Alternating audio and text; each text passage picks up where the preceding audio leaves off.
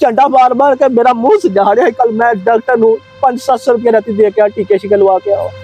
मैं बिल्कुल ही चल नहीं सकता, लम्मे पिया उधरों उठ नहीं सकता। उन्हें मुझे झंडा मारी शुरू कर दी। मेरी बीवी जी अंदर ही लम्मे पई ही, वो शोर दा आवाज सुन के बाहर निकली। उन्हें आख्या भरा तेरी मेहरबानी आई तेरे नाल लड़ जाओ, क्यों मारना बोरा की लैन देनी तेरे। उन्होंने भी फड़ के गलमियों फड़ के सुट के थले सुटिया ने कुटिया वे और कपड़े पाड़े ने।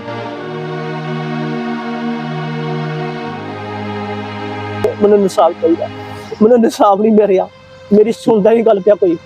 मैं बाहर आन के क्या है तेनू क्यों मारन डे हो, की गुनाह कीता है? ठीक है, अगो हत्ती मेरी भी पै गया, मैनू 2-3 चंडा मारियां, थले सुट्टिया मेरे कपड़े, मेरी कमीज जिहड़ी है फट सारी पाट। ये कमीज जो इस खातून ने पकड़ी हुई है, ये उस वक्त कपड़े इसने पहने हुए थे, ये कपड़े भी फाड़ दिए गए, इनको यहाँ पे नीम बरहना कर दिया गया। अस्सलाम वालेकुम नाजरीन, जिला सियालकोट की तहसील पसरूर के गांव चक हुक्का में मौजूद हूँ।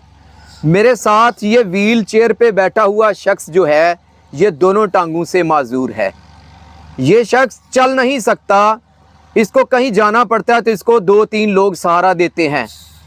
पेशाब करने के लिए भी इसको सहारों की ज़रूरत होती है, 2 लोग इसको, घर के अफराद इसको पेशाब करवाते हैं। ये छोटा सा कमरा है, ये एक डेरा है, यहाँ पर ये शख्स रहता है अपनी बीवी के साथ, इसके छोटे छोटे बच्चे हैं। ये शख्स अपने डेरे पे मौजूद था कि एक शख्स आता है जो इस माजूर शख्स को यहाँ पर तशद्दुद का निशाना बनाता है। सरेआम इसको मारा पीटा जाता है। इसकी बीवी इस कमरे से निकलती है, शोर की आवाज़ सुनकर उसे भी मारा जाता है, नीम बरहना कर दिया जाता है, कपड़े फाड़ दिए जाते हैं। ये कहानी क्या है, क्या वाक़या हुआ, उसके बाद पुलिस ने अब तक क्या कार्रवाई की, इन्हीं की ज़बानी इनसे सुनते हैं। तारिक जवेद इनका नाम है। जी तारिक साहब, बताइएगा वाक़या क्या हुआ और अब तक की क्या सूरत हाल है? जी, मेरा नाम तारिक जवेद है, तहसील पसरूर, जिला सियालकोट, चक हुक्के का बरहशी हूँ।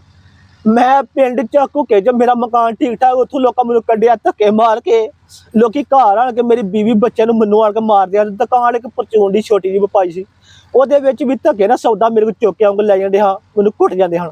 मैं वो बेच के घर लोगों ने लिया मेरे को बेच के, मैं साबो की जाके छोटा जहा मकान लिया, उत्थे जाके मैं अपने बच्चे रखे। मेरी पैली कोई 2.5 किले रही भी, इत्थे आन के मैं अपने डेरा लाया, अपने बाल डंगर रखिया, मझां रखिया ने, अपने भांडे भुंडे बीवी बच्चा ही लैके बैठे रहे। इत्थे असीं लैके बैठे रहे। दोपहरी 1 बजे आन के मोहम्मद फजाल वल्द जमादार बूटे दा, उन्हें आन के दोपहरी मैनू आन के बहुत ज़्यादा तंग किया। उन्हें आख्या वेच दे कि घर वेच के पैली बेचो, निकलो तू, इत्थे तुहाडा कम की बना, और तेरे को मैंने पैसे लेने ने, फलान के तू दिंदा क्यों नहीं? मैं मेरे को मेरे हत्थ वे, मेरा पीरा, मेरा तेरा लैन देन कोई नहीं, मेरे को कोई पैसा नहीं तू लेना। मैनू ना तंग कर, मैनू झंडा मार मार के मेरा मुंह सजा रहा है। कल मैं डॉक्टर नूं 500-700 रुपये राती दे के टीके शिके लवा के आओ।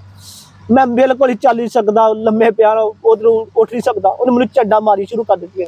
मेरी बीवी जी अंदर ही लम्मे पई ही, वो शोर दा आवाज सुन के बाहर निकली। उन्हें आख्या भरा तेरी मेहरबानी आई तेरे नाल लड़ जाओ, क्यों मारना बोरा की लैन देनी तेरे, क्यों सानू तंग करने में, सानू इत्थे खलोण दवो। उन्होंने भी फड़ के गलमियों फड़ के सुट के थले सुटिया ने कुटिया वे और कपड़े पाड़े ने। फिर अं रोंदे करलाते ने, कुट कट के फिर गया वे। मैं थाने 1 ते कॉल की है, उन्हें मुलाजम आए, उन्हें आख्या थाने आई जा, उत्थे तेरी सुना दी। थाने गया जी, उत्थे मेरे जान दे पहला ही SHO को जाके बैठे ने, कार वाले ने, ट्रैक्टर वाले, गड्डी वाले ने साउंड पाल्टी। मैं मजदूर बंदा वा, मैंने मां के अपने बच्चे पालता, मैं निके निके। उन्होंने SHO ने आख्या, मजदूर मुलाजम ने आख्या इन्हों बाहर कड्ढ, कोई इन्हां दी सुननी। उन्हें साडी गल ही नहीं सुनी, कोई दरखास्त नहीं कोई लैनी, धक्के मार के बाहर कड्ढिया। मैं फिर इत्थे आन के दलील रोन दिया वा। मेहरबानी है DPO साहब, मरियम नवाज साहबा, तुहाडे अगे गुजारिश है, मैं तरला मिनट करना, मेरी दुआ है, मैनूं इंसाफ चाहिए, मैनूं इंसाफ नहीं मिल रहा, मेरी सुनदा नहीं गल पिया कोई। इस माजूर शख्स की बीवी भी यहाँ पर मौजूद थी जब इसको मारा जा रहा था इस चारपाई पर यहाँ पर, तो ये शोर की आवाज़ सुनकर बाहर आ गई और कहने लगी कि मेरे मियाँ को क्यों मार रहे हो, इसका क्या कसूर है। इतनी देर थी कि वो शख्स जो है वो आपे से बाहर हो गया और उसने इस शख्स की बीवी को भी यहाँ पे मारा और उस दौरान इनके कपड़े भी फाड़ दिए गए। ये खातून इस वक्त मेरे साथ मौजूद हैं जो इस शख्स की बीवी हैं, उनसे भी बात करते हैं कि जब ये बाहर आई तो इन्होंने क्या देखा और इनके साथ उसने क्या सलूक किया। बाजी की कीता जदों तुसीं बाहर आ गए हो? ਮਾਰਨ ਦੇ ਹਨ ਤੇ ਮੈਂ ਬਾਹਰ ਆਣ ਕੇ ਕਿਹਾ ਹੈ ਤੇ ਉਹਨੂੰ ਕਿਉਂ ਮਾਰਨ ਦੇ ਹੋ ਕੀ ਅੱਛਾ। ਗੁਨਾਹ ਕੀਤਾ ਹੈ?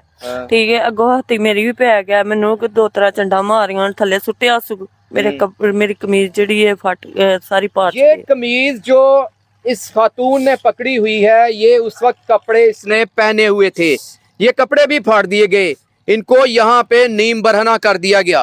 उसके बाद इस शख्स ने 15 पर कॉल की ताकि मैं पुलिस को इतला दूं, लेकिन वही हुआ जो हस्बे रवायत गरीब के साथ होता आ रहा है।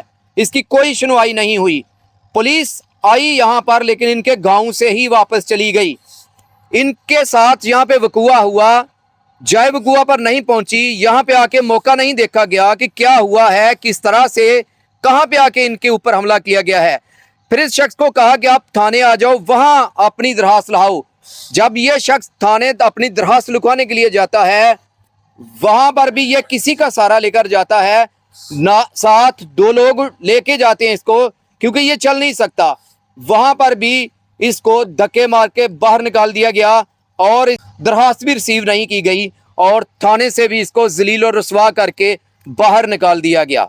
नाज़रीन, सितम की बात यह है कि इस शख्स को मारा गया, इसके ऊपर तशद्दुद किया गया, इसकी बीवी को भी यहाँ पर थप्पड़ मारे गए, उसको उसके कपड़े फाड़ दिए गए, नीम बरहना कर दिया गया।